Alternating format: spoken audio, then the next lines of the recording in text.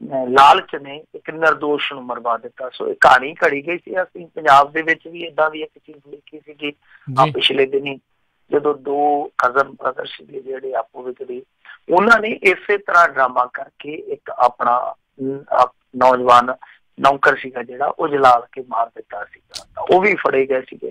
ਸੋ ਫੜੇ ਗਏ ਆ, ਪਰ ਮੇਰੇ ਖਿਆਲ ਦੇ ਨਾਲ ਭਾਰਤੀ ਜਨਤਾ ਪਾਰਟੀ ਵਾਲਿਆਂ ਨੂੰ ਇਸ ਤਰ੍ਹਾਂ ਦੇ ਡਰਾਮੇਬਾਜ਼ ਹੈ ਜਿਹੜੇ ਉਹ ਵੇਖ ਕੇ ਚੁਣ ਕੇ ਪਾਸੇ ਕਰਨੇ ਚਾਹੀਦੇ ਆ, ਕਿਉਂਕਿ ਡਰਾਮੇਬਾਜ਼ ਰਾਜਨੀਤੀ 'ਚ ਹੀ ਬਹੁਤ ਆ। ਤੇ ਜੇ ਇਸ ਤਰ੍ਹਾਂ ਦੇ ਡਰਾਮੇਬਾਜ਼ ਰਾਜਨੀਤੀ ਤੋਂ ਇਲਾਵਾ ਕਤਲਕਾਰ ਤੇ ਵੀ ਉਤਰ ਆਏ ਤੇ ਫਿਰ ਕੀ ਬਣੂਗਾ। ਪਰ ਜੋ ਉਹਨੇ ਕੀਤੀ ਬਹੁਤ ਮੰਦਭਾਗੀ ਘਟਨਾ। ਜੀ ਬਿਲਕੁਲ ਬਿਲकुल। ਅਗਲੀ ਜਿਹੜੀ ਖਬਰ ਉਸ ਦੇ ਉੱਤੇ ਨਜ਼ਰ ਮਾਰਦੇ, ਕਹਿੰਦੇ ਪੰਜਾਬ ਸਰਕਾਰ ਨੇ ਹਾਈ ਕੋਰਟ ਵਿੱਚ ਕੈਵੀਏਟ ਦਾਖਲ ਕੀਤੀ। ਕੈਵੀਏਟ ਦਾ ਮਤਲਬ ਇਹ ਹੁੰਦਾ ਕਿ ਮੰਨ ਲਓ ਕੋਈ ਸੁਣਵਾਈ ਆ ਤਾਂ ਉਹਦੇ ਵਿੱਚ ਅਦਾਲਤ ਨੂੰ ਜਾ ਕੇ ਗੁਹਾਰ ਲਾਈ ਜਾਂਦੀ ਹੈ ਕਿ ਕੋਈ ਵੀ ਮਾਮਲਾ ਇਸ ਮਾਮਲੇ ਦੇ ਮੁਤਲਕ ਜੁੜਿਆ ਹੁੰਦਾ ਤੁਹਾਡੇ ਕੋਲ, ਤਾਂ ਸਾਨੂੰ ਸੁਣੇ ਤੋਂ ਬਗੈਰ ਤੁਸੀਂ ਕੋਈ ਵੀ ਫੈਸਲਾ ਨਹੀਂ ਦੇਣਾ। ਸੋ ਇੱਕ ਚਾਰਾਜੋਈ ਹੁੰਦੀ ਆ, ਅਦਾਲਤੀ ਚਾਰਾਜੋਈ ਆ, ਜੋ ਪੰਜਾਬ ਸਰਕਾਰ ਨੇ ਕੀਤੀ ਆ। ਪੰਜਾਬ ਸਰਕਾਰ ਨੇ ਜਾ ਕੇ ਇਹ ਕੈਵੀਏਟ ਦਾਖਲ ਕਰਕੇ ਕਿਹਾ ਕਿ ਜੋ ਵੀ ਹੁਣ ਪੁਲਿਸ ਕਰਮਚਾਰੀਆਂ ਦੇ ਅੱਜ ਕੱਲ੍ਹ ਤੁਹਾਨੂੰ ਪਤਾ ਹੀ ਗ੍ਰਹਿ ਨਛੱਤਰ ਫਾੜੇ ਚੱਲੇ, ਚਰਨਜੀਤ ਸ਼ਰਮਾ ਇਹਨਾਂ ਨੇ ਫੜਿਆ, ਉਸ ਮਾਮਲੇ ਦੇ ਵਿੱਚ ਜੇ ਕੋਈ ਮੰਨ ਲਓ ਤੁਹਾਡੇ ਪਾਸ ਕੋਈ ਕਿਸੇ ਕਿਸਮ ਦੀ ਸੁਣਵਾਈ ਆਉਂਦੀ ਆ ਤਾਂ ਫੈਸਲਾ ਕਰਨ ਤੋਂ ਪਹਿਲਾਂ ਸਾਨੂੰ ਕਿਰਪਾ ਕਰਕੇ ਸੁਣ ਲਿਆ ਜਾਵੇ। ਤੋ ਕੈਵੀਏਟ ਦਾਖਲ ਕੀਤੀ। ਇਹ ਕੈਵੀਏਟ ਦਾ ਅਰਥ ਹੁੰਦਾ। ਸੋ ਦੂਜੇ ਪਾਸੇ ਜੇ ਆਪਾਂ ਦੇਖੀਏ ਤਾਂ ਇਹ ਸ਼ਾਇਦ ਇਸ ਕਰਕੇ ਕਿਉਂਕਿ ਇਹਨਾਂ ਨੂੰ ਇਹ ਜਾਪਦਾ ਕਿ ਸਿੰਗਲ ਬੈਂਚ ਨੇ ਜਿਹੜਾ ਫੈਸਲਾ ਦਿੱਤਾ ਸੀਗਾ ਉਹਨੂੰ ਡਬਲ ਬੈਂਚ ਦੇ ਕੋਲ ਜਾ ਕੇ ਸ਼ਾਇਦ ਕੁਛ ਲੋਕ ਚੁਣੌਤੀ ਦੇ ਸਕਦੇ ਜਿਹੜੇ FIR ਦੇ ਵਿੱਚ ਨਾਮਜ਼ਦ ਆ। ਤਾਂ ਵੈਸੇ ਦੋ ਪੁਲਿਸ ਕਰਮਚਾਰੀ ਜਿਨ੍ਹਾਂ ਦੇ ਵਿੱਚੋਂ ਇੱਕ ਸ਼ਾਇਦ ਉਸ ਸਮੇਂ ਦਾ SPD ਸੀਗਾ, ਇੱਕ ਹੋਰ ਥਾਣੇਦਾਰ, ਉਹਨਾਂ ਨੇ ਫਰੀਦਕੋਟ ਦੀ ਅਦਾਲਤ ਦੇ ਵਿੱਚ ਅਗਾਊ ਜ਼ਮਾਨਤ ਦੇ ਦਿੱਤੀ ਹੈ ਕਿਉਂਕਿ ਕੱਲ ਨੂੰ ਉਹਨਾਂ ਦੀ ਪੇਸ਼ੀ SIT ਦੇ ਮੂਹਰੇ। ਉਹ ਡਰੇ ਪਏ ਆ ਕਿ ਸ਼ਾਇਦ SIT ਵਾਲੇ ਸਾਨੂੰ ਯਾਨੀ ਸਿੱਟ ਵਾਲੇ ਕਿਤੇ ਇਹ ਨਾ ਕਹਿ ਦੇਣ ਕਿ ਇੱਥੇ ਸਿੱਟ ਹੋ ਜਾਓ, ਤੁਹਾਨੂੰ ਘਰ ਨੂੰ ਨਹੀਂ ਨਿਕਲਣਾ। ਉਹ ਆਪਣੀ ਗ੍ਰਿਫਤਾਰੀ ਤੋਂ ਬਚਣ ਵਾਸਤੇ ਹੁਣ ਫਰੀਦਕੋਟ ਸੈਸ਼ਨ ਜੱਜ ਕੋਲ ਗਏ ਆ, ਗੁਹਾਰ ਲਾਈ ਆ ਕਿ ਸਾਨੂੰ ਅਗਾਊ ਜ਼ਮਾਨਤ ਦੇ ਦਿਓ, ਯਾਨੀ ਉਹ ਗ੍ਰਿਫਤਾਰੀ ਤੋਂ ਬਚਣਾ ਚਾਹੁੰਦੇ ਆ। ਪਰ ਦੂਸਰੇ ਪਾਸੇ ਚਰਨਜੀਤ ਸ਼ਰਮਾ ਜਿਹੜਾ ਉਹਨੂੰ 4 ਫਰਵਰੀ ਤੱਕ ਇਹਨਾਂ ਨੇ ਰਿਮਾਂਡ ਤੇ ਲਿਆ। ਪਰ ਬਹੁਤ ਸਾਰੇ ਲੋਕ ਆ ਜਿਹੜੇ ਉਹ ਮੰਨ ਕੇ ਚੱਲਦੇ ਪਏ ਕਿ ਆਉਣ ਵਾਲੇ ਦਿਨਾਂ ਦੇ ਵਿੱਚ ਧਮਾਕਾ ਕੋਈ ਤਕੜਾ ਹੋਣ ਜਾ ਰਿਹਾ। ਹੁਣ ਕੀ ਧਮਾਕਾ ਹੋਊਗਾ ਬਾਅਦ ਚ ਪਤਾ ਲੱਗੂਗਾ ਜੇ ਹੋਇਆ ਤਾਂ।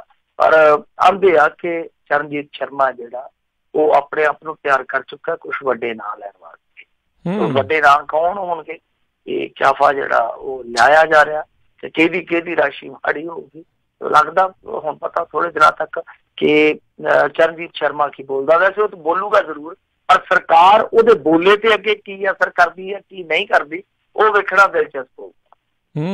ਬਿਲਕੁਲ ਬਿਲਕੁਲ। ਇਹ ਬਹੁਤ ਜ਼ਿਆਦਾ ਅਹਿਮ ਜਿਹੜਾ ਆ ਉਹ ਚੀਜ਼ ਹੋ ਰਹੇਗੀ, ਸਭ ਦੀ ਨਜ਼ਰ ਜਿਹੜੀ ਉਸ ਦੇ ਉੱਤੇ ਰਹੇਗੀ। ਅਗਲੀ ਜਿਹੜੀ ਮਿੰਟੂ ਜੀ ਗੱਲ ਕਰਦੇ ਆਮ ਆਦਮੀ ਪਾਰਟੀ ਰਹਿ ਗਈ ਇਕੱਲੀ ਤੀਜੇ ਫਰੰਟ, ਕਹਿੰਦੇ ਵੰਡੀਆਂ ਸੀਟਾਂ ਛੱਲਾ ਰਹਿ ਗਿਆ ਇਕੱਲਾ। ਜਿਹੜਾ ਆਮ ਆਦਮੀ ਪਾਰਟੀ ਦਾ ਦੇਖੋ ਸਟੈਂਡ ਸੀਗਾ ਉਹ ਸਟੈਂਡ ਇਹੋ ਹੀ ਸੀਗਾ ਕਿ ਜਿੱਥੇ ਸੁਖਪਾਲ ਖਹਿਰਾ ਹੋਰੀ ਖੜੇ ਆ ਅਸੀਂ ਉੱਥੇ ਜਾ ਕੇ ਅਲਾਇੰਸ ਨਹੀਂ ਕਰਨਾ। ਹਾਲਾਂਕਿ ਪਹਿਲਾਂ ਇਹਨਾਂ ਦੇ ਪ੍ਰਧਾਨ ਜਿਹੜੇ ਭਗਵੰਤ ਮਾਨ ਆ ਉਹ ਕਹਿੰਦੇ ਸੀਗੇ ਕਿ ਕਾਂਗਰਸ ਤੇ ਅਕਾਲੀਆਂ ਨੂੰ ਹਟਾਉਣ ਵਾਸਤੇ ਅਸੀਂ ਕਿਸੇ ਨਾਲ ਵੀ ਅਲਾਇੰਸ ਕਰ ਸਕਦੇ ਹਾਂ, ਪਰ ਬਾਅਦ ਦੇ ਵਿੱਚ ਕੁਛ ਚੀਜ਼ਾਂ ਜਿਹੜੀਆਂ ਨੇ ਉਹ ਪਲਟੀਆਂ। ਤਾਂ ਫਿਰ ਇਹਨਾਂ ਨੇ ਕਿਹਾ ਕਿ ਅਸੀਂ ਉਸ ਜਗ੍ਹਾ ਤੇ ਅਲਾਇੰਸ ਕਤਈ ਨਹੀਂ ਕਰ ਸਕਦੇ ਜਿੱਥੇ ਸੁਖਪਾਲ ਖਹਿਰਾ ਖਲੋਤਾ ਜਾਂ ਜਿੱਥੇ ਸਿਮਰਨਜੀਤ ਬੈਂਸ ਹੋਰੀ ਆ ਜਾਂਦੇ ਆ। ਤਾਂ ਫਿਰ ਸਿਮਰਨਜੀਤ ਬੈਂਸ ਨੇ ਵੀ ਤੁਹਾਨੂੰ ਯਾਦ ਹੀ ਹੋਣਾ ਕਿ ਚੱਲਦੀ ਮੀਟਿੰਗ ਦੇ ਵਿੱਚ ਵਿਰੋਧਤਾ ਕੀਤੀ ਸੀਗੀ ਕਿ ਆਮ ਆਦਮੀ ਪਾਰਟੀ ਨੂੰ ਨਹੀਂ ਸ਼ਾਮਲ ਕੀਤਾ ਜਾਣਾ ਚਾਹੀਦਾ ਕਿਉਂਕਿ ਇਹਨਾਂ ਦੇ ਕਨਵੀਨਰ ਨੇ ਨਸ਼ੇ ਦੇ ਮੁੱਦੇ ਤੇ ਪਲਟੀ ਮਾਰਦਿਆਂ ਮਾਫੀ ਮੰਗੀ ਆ।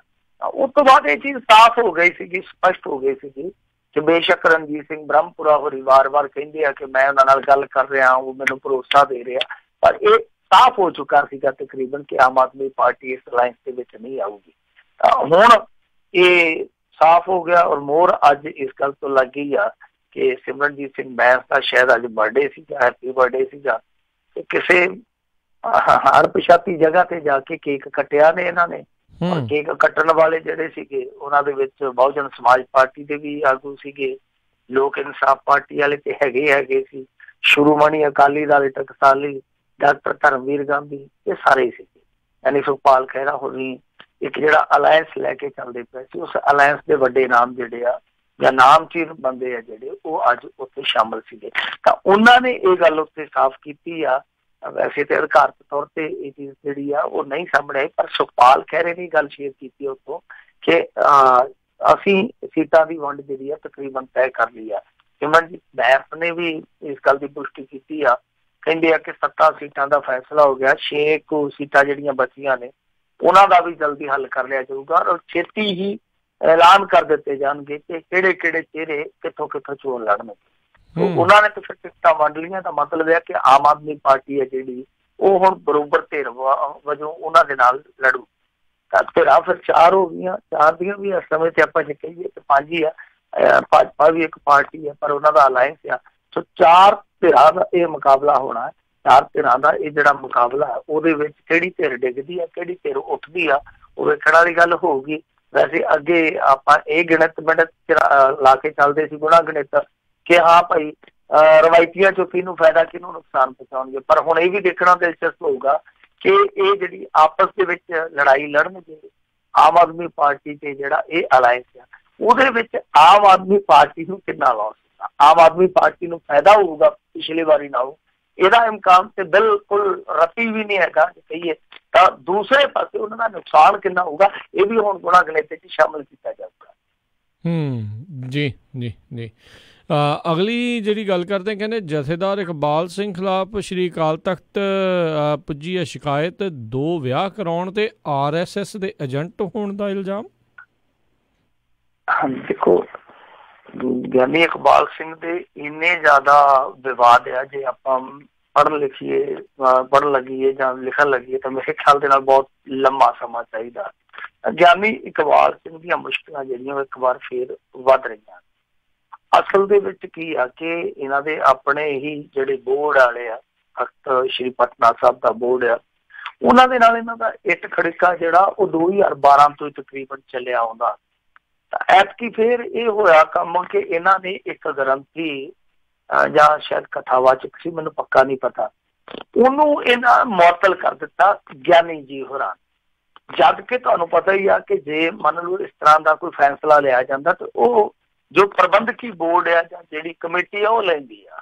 ਤਾਂ ਇਹ ਇੱਕ ਤਰ੍ਹਾਂ ਨਾਲ ਪ੍ਰਬੰਧਨ ਨਾਲ ਜੁੜਿਆ ਮਸਲਾ ਸੀਗਾ ਜਿਹੜਾ ਗਿਆਨੀ ਨੇ ਆਪਣੇ ਹੱਥ ਦੇ ਵਿੱਚ ਲਿਆ ਔਰ ਉਸ ਤੋਂ ਬਾਅਦ ਬੋਰਡ ਦਾ ਫਿਰ ਟਕਰਾਅ ਦੇ ਨਾਲ ਸ਼ੁਰੂ। ਇੱਕ ਅੱਗੇ ਵੀ ਬੜੀ ਵੱਡੀ ਟਸਲ ਦੇਖੀ ਸੀਗੀ। ਉਸ ਸਮੇਂ ਇਹਨਾਂ ਨੇ ਤੈਅ ਕਰ ਲਿਆ ਸੀ ਪ੍ਰਬੰਧਕੀ ਬੋਰਡ ਵਾਲਿਆਂ ਨੇ ਕਿ ਗਿਆਨੀ ਇਕਬਾਲ ਸਿੰਘ ਦੀ ਛੁੱਟੀ ਕਰ ਦੇਣੀ ਆ, ਤੇ ਗਿਆਨੀ ਇਕਬਾਲ ਸਿੰਘ ਦੀ ਥਾਂ ਤੇ ਉਦੋਂ ਮੇਰੇ ਖਿਆਲ ਦੇ ਨਾਲ ਗਿਆਨੀ ਪ੍ਰਤਾਪ ਸਿੰਘ ਨੂੰ ਹੈਡ ਗ੍ਰੰਥੀ ਲਾਇਆ ਸੀਗਾ।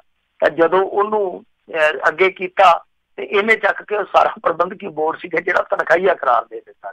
ਇਸ ਤਰ੍ਹਾਂ ਦਾ ਵੀ ਰੌਲਾ ਪਿਆ ਹੋਇਆ ਇਹਨਾਂ ਦਾ। ਦੂਸਰੇ ਪਾਸੇ ਹੁਣ ਉਹਨਾਂ ਨੇ ਪ੍ਰਬੰਧਕੀ ਬੋਰਡ ਵਾਲਿਆਂ ਨੇ ਇਹਦੀ ਸ਼ਿਕਾਇਤ ਕਰ ਦਿੱਤੀ ਆ ਕਿ ਇਹਨੇ 2 ਵਿਆਹ ਕਰਵਾਏ ਹੋਏ ਆ ਔਰ ਚਾਲ ਚੱਲਣ ਠੀਕ ਨਹੀਂ ਆ ਤੇ RSS ਦਾ ਇਹ ਏਜੰਟ ਆ।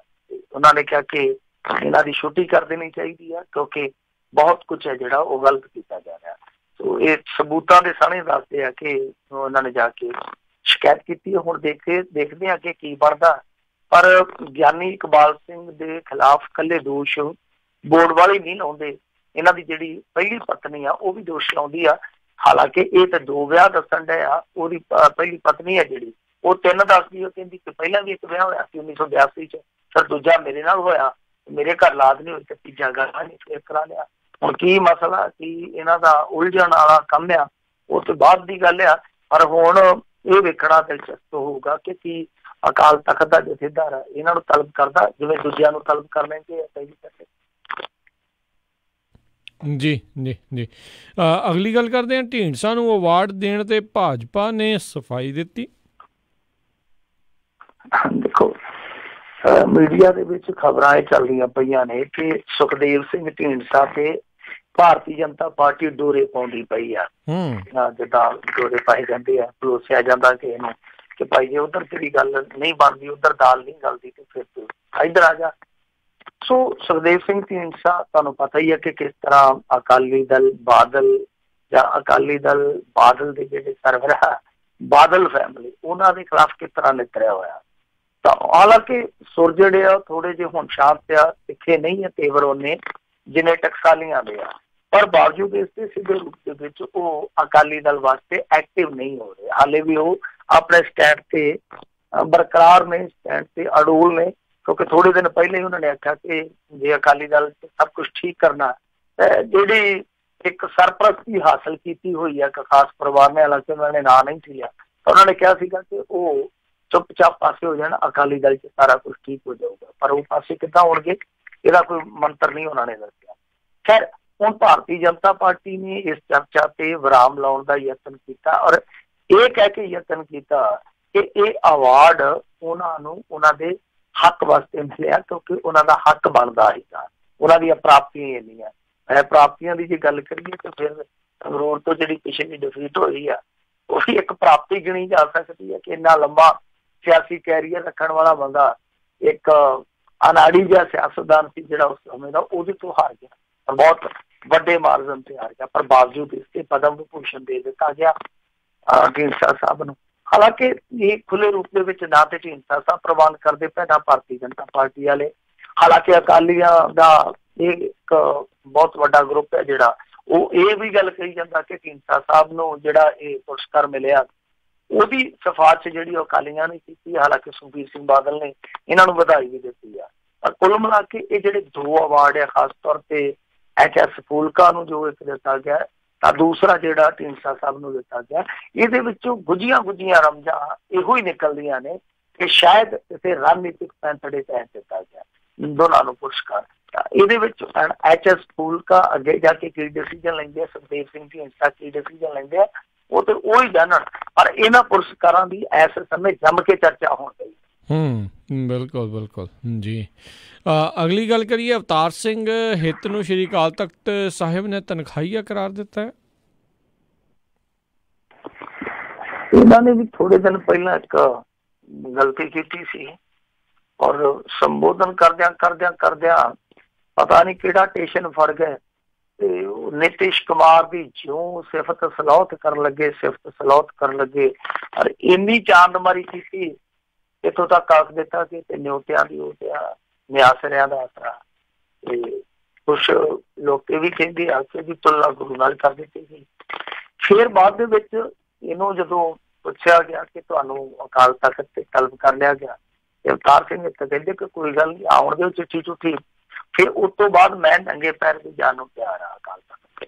ਇਹਦਾ ਮਤਲਬ ਇਹ ਸੀਗਾ ਕਿ ਗਲਤੀ ਕਰਕੇ ਉਹ ਮੰਨ ਰਹੇ ਸੀਗੇ ਕਿ ਮੈਂ ਗਲਤੀ ਕੀਤੀ ਹੈ ਖੁੱਲੇ ਰੂਪ ਦੇ ਵਿੱਚ। ਹਾਲਾਂਕਿ ਉਹਨਾਂ ਨੇ ਮਾਫੀ ਨਹੀਂ ਮੰਗੀ, ਪਹਿਲਾਂ ਉਹ ਮਾਫੀ ਮੰਗ ਲੈਣ, ਪਰ ਬਾਅਦ ਚ ਜਦੋਂ ਤਲਬ ਕੀਤਾ ਗਿਆ ਉਹ ਕਹਿੰਦੇ ਕਿ ਮੈਂ ਅਕਾਲ ਤਖਤ ਤੇ ਪੇਸ਼ ਹੋਊਂਗਾ ਤੇ ਅਕਾਲ ਤਖਤ ਜੋ ਵੀ ਸਜ਼ਾ ਲਊਗਾ ਮੈਂ ਉਹਦਾ ਤਾਬੇਦਾਰ ਹੂੰ। ਹੁਣ ਇਹਨਾਂ ਨੇ ਧਾਰਮਿਕ ਸਜ਼ਾ ਜਿਹੜੀ ਲਵਾ ਲਈ ਆ। ਅਕਾਲ ਤਖਤ ਨੇ ਇਹਨਾਂ ਨੂੰ ਧਾਰਮਿਕ ਸਜ਼ਾ ਦਾ ਹੱਕਦਾਰ ਮੰਨਦਿਆਂ ਤਨਖਾਹੀਆਂ ਕਰਾਰ ਦੇ ਦਿੱਤਾ। 7 ਦਿਨ ਜੋੜਿਆਂ ਦੀ ਸੇਵਾ ਚੱਲੂਗੀ। ਹੁਣ ਅਵਤਾਰ ਸਿੰਘ ਹਿੱਤ ਦੀ ਬਰਤਨ ਸਾਫ਼ ਵੱਖਰੇ ਕਰੂਗੇ, ਇੱਕ ਘੰਟਾ ਕੀਰਤਨ ਸਰਵਣ ਹੈ ਜਿਹੜਾ ਉਹ ਇਹਨਾਂ ਨੂੰ ਕਰਨਾ ਪਊਗਾ। ਤੇ ਇਹਦਾ ਇਹ ਸਾਰਾ ਕੁਛ ਹੈ ਜਿਹੜਾ ਉਹ ਇਹਨਾਂ ਨੂੰ ਉੱਥੇ ਕਰਨਾ ਪਊਗਾ ਪਟਨਾ ਸਾਹਿਬ ਦੇ ਵਿੱਚ, ਤੇ ਇੱਥੇ ਦਰਬਾਰ ਸਾਹਿਬ ਦੇ ਵਿੱਚ ਵੀ ਇੱਕ ਘੰਟਾ 5 ਦਿਨ ਇਹਨਾਂ ਨੂੰ ਸੇਵਾ ਕਰਨੀ ਪੈਣੀ ਆ। ਦੋਵੇਂ ਧਾਮਾਂ ਤੇ ਸ਼੍ਰੀ ਅਖੰਡ ਪਾਠ ਸਾਹਿਬ ਜਿਹੜੇ ਆ ਉਹ ਆਰੰਭ ਕਰਵਾਉਣ ਅਤੇ ਦੇਖ ਲਈ 51-51 ਰੁਪਏ ਭੇਟ ਕਰਨਾ ਜ਼ਰੂਰੀ ਹੋਏਗਾ। ਸੋ ਇਹ ਇਸ ਤਰ੍ਹਾਂ ਦੀ ਸਜ਼ਾ ਲਾਈ ਗਈ ਹੈ। ਹੁਣ ਆਪਾਂ ਪਿਛਲੀ ਵੀ ਗੱਲ ਕਰਕੇ ਹਟੇ ਹਾਂ, ਗਿਆਨੀ ਇਕਬਾਲ ਸਿੰਘ ਵਾਲੀ, ਅਵਤਾਰ ਸਿੰਘ ਹਿੱਤ ਵੀ ਆ ਗਏ ਆ। ਦੇਖਣ ਵਾਲੀ ਗੱਲ ਤੇ ਇਹ ਆ ਕਿ ਇਹ ਦੋਵੇਂ ਲੋਕ ਆ ਜਿਹੜੇ ਇਹ ਆਪਣੇ ਆਪ ਨੂੰ ਪੰਥਕ ਰਹਿਬਰ ਕਹਿੰਦੇ ਹੋਣਗੇ, ਧਾਰਮਿਕ ਨੁਮਾਇੰਦੇ ਕਹਿੰਦੇ ਹੋਣਗੇ।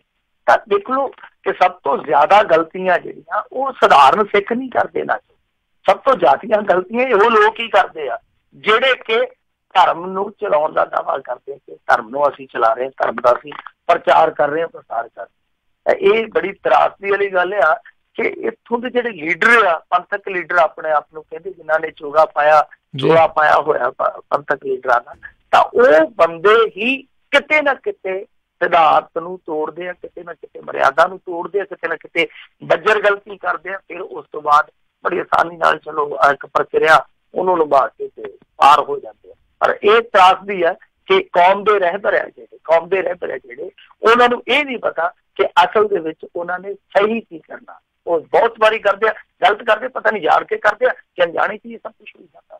ਜੀ ਜੀ। ਅਗਲੀ ਗੱਲ ਕਰਦੇ, ਕਹਿੰਦੇ ਕੁਲਬੀਰ ਜੀਰਾ ਨੇ ਸੁਖਬੀਰ ਦੀ ਰੈਲੀ ਤੋਂ ਪਹਿਲਾਂ ਬਿਠਾਇਆ ਡੋਪ ਦਸਤਾ। ਨਵਾਂ ਹੀ ਦਸਤਾ ਇਹਨਾਂ ਨੇ ਕੱਢ ਲਿਆ, ਡੋਪ ਦਸਤਾ। ਇਹ ਡੋਪ ਦਸਤਾ ਹੈ ਜਿਹੜਾ ਉਹ ਆਇਆ ਸੁਖਬੀਰ ਸਿੰਘ ਬਾਦਲ ਦੀ ਰੈਲੀ ਤੇ ਬਾਹਰ ਬੈਠਣ, ਔਰ ਬਿਠਾਇਆ ਗਿਆ ਇਸ ਕਰਕੇ ਕਿਉਂਕਿ ਸੁਖਬੀਰ ਸਿੰਘ ਜੀਰਾ ਨੇ ਮੰਗ ਕੀਤੀ ਸੀ ਕਿ ਸਰਕਾਰ ਤੋਂ ਕਿ ਸੁਖਬੀਰ ਸਿੰਘ ਬਾਦਲ ਸਾਡੇ ਜੀਰਾ ਦੇ ਵਿੱਚ ਰੈਲੀ ਕਰਨ ਆਏ ਆ, ਅਸੀਂ ਇਹਨਾਂ ਦਾ ਡੋਪ ਟੈਸਟ ਕਰਵਾਉਣਾ ਚਾਹੁੰਦੇ ਆ, ਕਿਉਂਕਿ ਇਹਨਾਂ ਦੋਨਾਂ ਦੀ ਆਪਸ ਦੇ ਵਿੱਚ ਕਈ ਦਿਨਾਂ ਤੋਂ ਇਹ ਕਸਰ ਚੱਲਦੀ ਪਈ ਆ। ਅਸਲ 'ਚ ਹੋਇਆ ਕੀ ਸੀਗਾ ਕਿ ਪਹਿਲਾਂ ਕੁਲਬੀਰ ਸਿੰਘ ਜੀਰਾ ਨੇ ਇਹ ਗੱਲ ਕਹੀ ਸੀ ਕਿ ਦੋਵੇਂ ਜੀ ਆ ਜਿਹੜੇ ਨਸ਼ਾ ਪੱਤਾ ਛਕਦੇ, ਉਸ ਤੋਂ ਬਾਅਦ ਫਿਰ ਉਹ ਸੁਖਬੀਰ ਸਿੰਘ ਬਾਦਲ ਨੇ ਕਿਹਾ ਕਿ ਤੇ ਮੈਂਟਲ ਆ, ਫਿਰ ਬਾਅਦ 'ਚ ਕਹਿ ਦਿੱਤਾ ਕਿ ਆਪ ਅਮਲੀ ਆ। ਫਿਰ ਇਹਨੇ ਕੁਲਬੀਰ ਸਿੰਘ ਜੀਰਾ ਨੇ ਕਹਿ ਦਿੱਤਾ ਕਿ ਆਓ ਮੈਂ ਹੁਣ ਤੁਹਾਡਾ ਡੋਪ ਟੈਸਟ ਕਰਵਾਊਂਗਾ ਤੇ ਤੁਸੀਂ ਵੀ ਡੋਪ ਟੈਸਟ ਕਰਵਾਓਗੇ ਤੇ ਨਾਲ ਮੈਂ ਵੀ ਕਰਵਾ ਲੂੰਗਾ। ਫਿਰ ਹੁਣ ਹੋਇਆ ਕਿ ਇਹਨੇ ਮੰਗ ਰੱਖ ਦਿੱਤੀ ਸਰਕਾਰ ਕੋਲੋਂ ਕਿ ਜਿਹੜੀ ਕੱਲ੍ਹ ਨੂੰ ਜੀਰਾ ਦੇ ਵਿੱਚ ਰੈਲੀ ਕਰਨੀ ਆ ਸੁਖਬੀਰ ਸਿੰਘ ਬਾਦਲ ਨੇ, ਤਾਂ ਉਸ ਤੋਂ ਪਹਿਲਾਂ ਸਾਨੂੰ ਇੱਕ ਮੈਡੀਕਲ ਟੀਮ ਦਿੱਤੀ ਜਾਵੇ ਤਾਂ ਕਿ ਸੁਖਬੀਰ ਸਿੰਘ ਬਾਦਲ ਦਾ ਡੋਪ ਟੈਸਟ ਕਰਵਾਇਆ ਜਾਵੇ। ਤਾਂ ਇਹਨਾਂ ਨੂੰ ਅੱਜ ਮਨਜ਼ੂਰੀ ਮਿਲ ਗਈ। 5 ਮੈਂਬਰੀ ਟੀਮ ਹੈ ਜਿਹੜੀ ਉਹ ਹੁਣ ਰੈਲੀ ਦੇ ਬਾਹਰ ਜਾ ਕੇ ਤੈਨਾਤ ਹੋਊਗੀ। ਡੋਪ ਟੈਸਟ ਬਾਰੇ ਜਦੋਂ ਫਿਰ ਸੁਖਬੀਰ ਬਾਦਲ ਨੂੰ ਪੁੱਛਿਆ ਕਿ ਉਹਨਾਂ ਨੇ ਤੇ ਟੀਮ ਵੀ ਬਿਠਾਲ ਦਿੱਤੀ ਆ, ਤੇ ਕਹਿੰਦੇ ਕਿ ਕਾਹਦੇ ਵਾਸਤੇ, ਕਹਿੰਦੇ ਕਿ ਤੁਹਾਡੇ ਐਮਐਲਏ ਵਾਸਤੇ। ਪੱਤਰਕਾਰਾਂ ਨੂੰ ਕਹਿੰਦੇ ਭਾਵੇਂ ਕਿ ਕੁਲਬੀਰ ਸਿੰਘ ਜੀਰਾ ਨੇ ਡੋਪ ਟੈਸਟ ਕਰਵਾਉਣਾ, ਉਹ ਕਹਿੰਦੇ ਕਿ ਨਹੀਂ ਤੁਹਾਡਾ, ਉਹ ਕਹਿੰਦੇ ਜੀ ਮੈਂ ਨਹੀਂ ਕਰਵਾਉਣਾ, ਜਿਹਨੇ ਕਰਵਾਉਣਾ ਕਰਵਾ ਲਵੇ। ਸੋ ਦੂਜੀ ਚੀਜ਼ ਉਹਨਾਂ ਨੇ ਕਹੀ ਆ ਕਿ ਮੈਂ ਤੈਨੂੰ ਜਾਣਦਾ ਹੀ ਨਹੀਂ ਇਹ ਕੌਣ ਆ। ਹੁਣ ਕੁਲਬੀਰ ਸਿੰਘ ਜੀਰਾ ਕੌਣ ਹੋ ਗਿਆ? ਅਸਲ ਦੇ ਵਿੱਚ ਕੁਲਬੀਰ ਸਿੰਘ ਜੀਰਾ ਨੇ ਜਿਸ ਤਰੀਕੇ ਨਾਲ ਉੱਥੇ ਅਕਾਲੀਆਂ ਨੂੰ ਵਾਸਤਾ ਆਪਾਂ ਕਹਿੰਦੇ ਕਿ ਵਾਣੇ ਪਾਇਆ, ਜਿਸ ਤਰੀਕੇ ਨਾਲ ਵਾਸਤਾ ਪਿਆ, ਕਿ ਕੁਲਬੀਰ ਸਿੰਘ ਜੀਰਾ ਜਿਹੜਾ ਉਹਦੇ ਨਾਲ ਖਾਸ ਤੌਰ ਤੇ ਸੁਖਬੀਰ ਸਿੰਘ ਬਾਦਲ ਦੀ ਜਿਹੜੀ ਉਹ ਟੱਕਰ ਹੈਗੀ ਆ, ਜਿਹਨੂੰ ਆਪਾਂ ਪਰਸਨਲ ਵੀ ਕਹਿ ਦਿੰਦੇ ਆ। ਇਹ ਕੁਲਬੀਰ ਸਿੰਘ ਜੀਰੇ ਵਾਲਾ ਜਦੋਂ ਮੁੱਦਾ ਉੱਠਿਆ ਸੀਗਾ ਥੋੜੇ ਦਿਨ ਪਹਿਲਾਂ, ਉਦੋਂ ਵੀ ਸੁਖਬੀਰ ਸਿੰਘ ਬਾਦਲ ਨੇ ਸਾਰੇ ਬੰਦਿਆਂ ਨੂੰ ਆਪਣਾ ਨੂੰ ਇਹ ਕਹਿ ਕੇ ਮਗਰ ਲਾਤਾ ਸੀਗਾ ਕਿ ਇਹਨੂੰ ਨਿਸ਼ਾਨੇ ਤੇ ਰੱਖੋ। ਤਾਂ ਹੁਣ ਵੀ ਸਿੱਧੇ ਤੌਰ ਤੇ ਦੋਨੇ ਕਹਿੰਦੇ ਪਏ ਆ। ਤਾਂ ਅਸਲ ਦੇ ਵਿੱਚ ਕੁਲਬੀਰ ਜੀਰਾ ਵੀ ਜਿਹੜਾ ਉਹ ਹੁਣ ਇਸ ਹੱਥ ਕੰਡੇ ਤੇ ਉਤਰਿਆ, ਕਿਉਂਕਿ ਉਹ ਤੁਹਾਨੂੰ ਪਤਾ ਹੀ ਹੈ ਜਿਸ ਤਰੀਕੇ ਨਾਲ ਸਟੈਂਡ ਬਦਲ ਕੇ ਥੋੜਾ ਜਿਹਾ ਹੌਲਾ ਪਿਆ ਸੀਗਾ। ਤਾਂ ਹੁਣ ਉਹ ਇਸੇ ਪੈਂਤੜੇ ਤੇ ਸ਼ਾਇਦ ਕਿ ਆਪਣੀ ਪਾਰਟੀ ਦੀ ਖੁਸ਼ਨੂਦੀ ਹਾਸਲ ਕਰ ਸਕੇ। ਤਾਂ ਇਹਨਾਂ ਦੋਨਾਂ ਦਾ, ਸੁਖਬੀਰ ਬਾਦਲ ਤੇ ਕੁਲਬੀਰ ਜੀਰੇ ਦਾ ਨਿੱਜੀ ਵੀ ਇੱਕ ਕਿਹੜਾ ਵਾਲਾ ਮਸਲਾ ਹੈਗਾ ਜਿਹੜਾ ਇਸ ਬਹਾਨੇ ਹੁਣ ਨਿਕਲ ਗਿਆ। ਜੀ ਜੀ। ਅਗਲੀ ਮਿੰਟੂ ਜੀ ਜਿਹੜੀ ਗੱਲ ਕਰਦੇ ਹਾਂ, ਕਹਿੰਦੇ ਗਣਤੰਤਰ ਦਿਹਾੜੇ ਤੇ ਫੋਟੋ ਖਿਚਵਾਉਣ ਲਈ ਵੰਡੇ ਸਾਈਕਲ। ਕਾਂਗਰਸ ਸਰਕਾਰ ਦੀ ਕਰਤੂਤ ਹੈ ਜੀ। ਦੇਖੋ ਹੁਣ ਕੀ ਕਰਦੇ ਆ, ਗਣਤੰਤਰ ਦਿਹਾੜਾ ਸੀਗਾ ਪਰ ਇਸ ਦਿਹਾੜੇ ਤੇ ਮੋਹਾਲੀ ਦੇ ਵਿੱਚ ਇਹਨਾਂ ਦੇ ਸਾਈਕਲ ਵੰਡੇ, 100-150 ਸਾਈਕਲ ਸੀਗਾ ਸ਼ਾਇਦ ਬੱਚਿਆਂ ਨੂੰ ਦਿੱਤਾ ਗਿਆ। ਉਸ ਤੋਂ ਬਾਅਦ ਫੋਟੋ ਸੈਸ਼ਨ ਹੋਇਆ, ਉਹ ਤੁਹਾਨੂੰ ਪਤਾ ਹੀ ਹੈ ਜ਼ਰੂਰੀ ਹੁੰਦਾ ਫੋਟੋ ਸੈਸ਼ਨ, ਉਸ ਤੋਂ ਬਿਨਾਂ ਤੇ ਗੱਲ ਬਣਦੀ ਨਹੀਂ। ਫਿਰ ਇਹਨਾਂ ਨੇ ਕੀ ਕੀਤਾ ਕਿ ਉਸ ਤੋਂ ਬਾਅਦ ਉਹ ਜਿਹੜੇ ਸਾਈਕਲ ਸੀਗੇ ਉਹ ਬੱਚੀਆਂ ਤੋਂ ਇਹ ਕਹਿ ਕੇ ਵਾਪਸ ਲੈ ਲਏ ਕਿ ਅਸੀਂ ਤੁਹਾਨੂੰ ਠੀਕ ਕਰਵਾ ਕੇ ਦੇਵਾਂਗੇ। ਠੀਕ ਨਹੀਂ, ਮਤਲਬ ਕਿ ਨਵੇਂ ਸਾਈਕਲ ਕਹਿੰਦੇ ਠੀਕ ਕਰਵਾ ਕੇ, ਪਤਾ ਨਹੀਂ ਕੀ ਨੰਬਰ ਉਹਨਾਂ ਤੇ ਲਿਖਣਾ ਸੀਗਾ, ਇਹ ਕਹਿੰਦੇ ਕਿ ਨਹੀਂ ਜੀ ਅਸੀਂ ਬਾਅਦ ਦੇ ਵਿੱਚ ਇਹ ਤੁਹਾਨੂੰ ਦਿਆਂਗੇ। ਸੋ ਉਹ ਸਾਈਕਲ ਜਿਹੜੇ ਲੱਗ ਕੇ ਲੈ ਗਏ। ਅੱਗੇ ਇੱਕ ਵਾਰੀ ਬਾਦਲ ਰਾਜ ਦੇ ਵਿੱਚ ਇਸੇ ਤਰ੍ਹਾਂ ਹੀ ਹੋਇਆ ਸੀਗਾ, ਅਮਲੋੜ ਦੇ ਵਿੱਚ ਆਏ ਸੀਗੇ ਇੱਕ ਵਾਰੀ ਇੱਕ ਪੈਲਸ, ਉਹੀ ਸਾਈਕਲ ਉੱਥੇ ਸੀ ਤੇ ਉਹੀ ਲੱਦ ਕੇ ਟਰੱਕ ਤੇ ਮੁੜ ਕੇ ਦੂਜੇ ਪਿੰਡ ਲਏ। ਇਹ ਬਹੁਤ ਘਟੀਆ ਮਜ਼ਾਕ ਆ ਬੱਚੀਆਂ ਦੇ ਨਾਲ। ਠੰਡ ਚਵਾਈਆਂ ਹੋਣੀਆਂ ਨੇ ਇਸ ਵਾਸਤੇ ਕਿ ਚਲੋ ਸਾਈਕਲ ਮਿਲੂਗਾ, ਪਰ ਇਹਨਾਂ ਨੇ ਜਿਹੜਾ ਪਖੰਡ ਕੀਤਾ ਬਹੁਤ ਨਿੰਦਣਯੋਗ ਆ। ਤੁਸੀਂ ਜੇ ਇਸ ਤਰ੍ਹਾਂ ਦਾ ਮਜ਼ਾਕ ਕਰਨਾ ਤੇ ਇਹਦੇ ਨਾਲ ਚੰਗਾ ਇਹ ਚੀਜ਼ ਤੁਸੀਂ ਕਰੋ ਹੀ ਨਾ। ਇਹ ਬਹੁਤ ਬਹੁਤ ਮੰਦਭਾਗੀ ਗੱਲ ਆ ਕਿ ਸਾਡੀ ਰਾਜਨੀਤੀ ਹੈ ਜਿਹੜੀ ਉਹ ਜਨਤਾ ਦੇ ਨਾਲ ਤੇ ਇਸ ਤਰ੍ਹਾਂ ਦਾ ਮਜ਼ਾਕ ਕਰਦੀ ਆ, ਬਲਕਿ ਬੱਚਿਆਂ ਨੂੰ ਵੀ ਨਹੀਂ ਛੱਡਦੀ। ਜੀ ਜੀ ਜੀ ਬਿਲਕੁਲ। ਤੇ ਮਿੰਟੂ ਜੀ, ਗਾਂਧੀ ਜਿਹੜਾ ਰਾਹੁਲ ਗਾਂਧੀ ਆ, ਉਹਨੇ ਕਹਿੰਦੇ ਨਵਾਂ ਇੱਕ ਬਿਆਨ ਦਿੱਤਾ ਵੀ ਜੇ ਕਹਿੰਦੇ ਵੀ ਪਾਵਰ 'ਚ ਆ ਗਏ ਤੇ ਸਾਰਿਆਂ ਨੂੰ ਘੱਟੋ ਘੱਟ ਜਿਹੜੀ ਤਨਖਾਹ ਮਿਲਿਆ ਕਰੂਗੀ। ਪਤਾ ਨਹੀਂ ਜੀ ਉਹਨੇ ਕੀ ਬਿਆਨ ਦਿੱਤਾ। ਵੈਸੇ ਮੇਰੇ ਖਿਆਲ ਦੇ ਨਾਲ ਇਹਨਾਂ ਨੇ ਕਿਹਾ ਨਹੀਂ ਯੂਨੀਵਰਸਲ ਬੇਸਿਕ ਇਨਕਮ ਦਾ, ਇਹਨਾਂ ਨੇ ਕਿਹਾ ਹੋਇਆ ਹੋ ਸਕਦਾ ਐਲਾਨ ਹੋ ਜਾਵੇ ਬਜਟ 'ਚ। ਤਾਂ ਬਜਟ ਸੈਸ਼ਨ ਦੇ ਵਿੱਚ ਉਹ ਐਲਾਨ ਹੋ ਸਕਦਾ, 1-2 ਐਲਾਨ ਜਿਹੜੇ ਹੋਰ ਮਹੱਤਵਪੂਰਨ ਹੋ ਸਕਦੇ ਆ ਇਸ ਤਰ੍ਹਾਂ ਦੀਆਂ ਸਕੀਮਾਂ ਦੇ। ਤਾਂ ਮੇਰੇ ਖਿਆਲ ਦੇ ਨਾਲ ਰਾਹੁਲ ਗਾਂਧੀ ਫਿਰ ਉਸ ਚੀਜ਼ ਨੂੰ ਕਾਟ ਕਰਦਾ ਪਿਆ ਕਿ ਉਸ ਐਲਾਨ ਤੋਂ ਪਹਿਲਾਂ ਅਸੀਂ ਇੱਕ ਐਲਾਨ ਕਰ ਛੱਡੀਏ ਕਿ ਜਨਤਾ ਜਿਹੜੀ ਉਹ ਉਸ ਐਲਾਨ ਨੂੰ ਜਿਹੜਾ ਹੋਣਾ ਹੈ ਉਹਨੂੰ ਹੌਲਿਆ ਗਿਣੇ ਕਿ ਕਾਂਗਰਸ ਤੇ ਇਹ ਤੋਂ ਵੀ ਵੱਡਾ ਕਰਨ ਜਾਊ। ਜੀ ਦੇਖੋ ਕੀ ਬਣਦਾ ਆ ਇਹ ਬਿਆਨਾਂ ਦੇ ਉੱਤੇ ਜੁਮਲਿਆਂ ਦੇ ਉੱਤੇ ਜਿਹੜਾ ਕੰਮ ਤੁਰਿਆ ਫਿਰਦਾ ਆ। ਬਹੁਤ ਬਹੁਤ ਧੰਨਵਾਦ। ਬਿਲਕੁਲ ਗਡਕਰੀ ਕਹਿੰਦਾ ਸੀਗਾ, ਕਹਿੰਦਾ ਕਿ ਲੋਕ ਮਨੋਰੰਜਨ ਵੀ ਪੂਰਾ ਕਰਦੇ ਆ, ਇਹੋ ਜਿਹੇ ਜੁਮਲਿਆਂ ਦਾ ਯਕੀਨ ਵੀ ਬਹੁਤ ਕਰਦੇ, ਮੁੜ ਕੇ ਕੁੱਟਦੇ ਵੀ ਬਹੁਤ ਹੁੰਦੇ। ਹੁਣ ਪਤਾ ਨੀ ਕਿਹਨੂੰ ਕਹਿਣ ਡਿਆ, ਆਪਣਿਆਂ ਨੂੰ ਕਿਹਾ ਕਿ ਦੂਜਿਆਂ ਨੂੰ ਕਿਹਾ। ਸਹੀ ਗੱਲ ਆ, ਉਹਦਾ ਵੀ ਪਤਾ ਨਹੀਂ ਲੱਗਦਾ। ਤੇ ਬੜੀ ਧੰਨਵਾਦ ਮਿੰਟੂ ਜੀ, ਤੁਸੀਂ ਸਾਡੇ ਨਾਲ ਜਿਹੜੇ ਇਹਨਾਂ ਖਬਰਾਂ ਬਾਰੇ ਜਾਣਕਾਰੀ ਦਿੱਤੀਆਂ। ਅਗਲੀ ਵਾਰ ਤੱਕ ਲਈ ਬੜੀ ਮਿਹਰਬਾਨੀ, ਪਿਆਰ ਭਰੀ ਸਤਿ ਸ਼੍ਰੀ ਅਕਾਲ ਜੀ। ਸਤਿ ਸ਼੍ਰੀ ਅਕਾਲ ਜੀ ਸਰੋਤਿਓ, ਇੱਥੇ ਹੀ ਸਾਡਾ ਅੱਜ ਦਾ ਇਹ ਪ੍ਰੋਗਰਾਮ ਸਮਾਪਤ ਹੈ। ਇੱਥੇ ਹੀ ਮਿਲਦੇ ਹਾਂ, ਅਗਲੀ ਵਾਰੀ ਮਿਲਾਂਗੇ ਜੀ। ਤੇ ਬਹੁਤ ਹੀ ਪਿਆਰ ਭਰੀ ਸਤਿ ਸ਼੍ਰੀ ਅਕਾਲ। ਜਿਉਂਦੇ ਵਾਸਤੇ ਰਹੋ, ਹੱਸਦੇ ਖੇਡਦੇ ਰਹੋ, ਸੁਣਦੇ ਰਹੋ ਪੰਜਾਬੀ ਰੇਡੀਓ USA।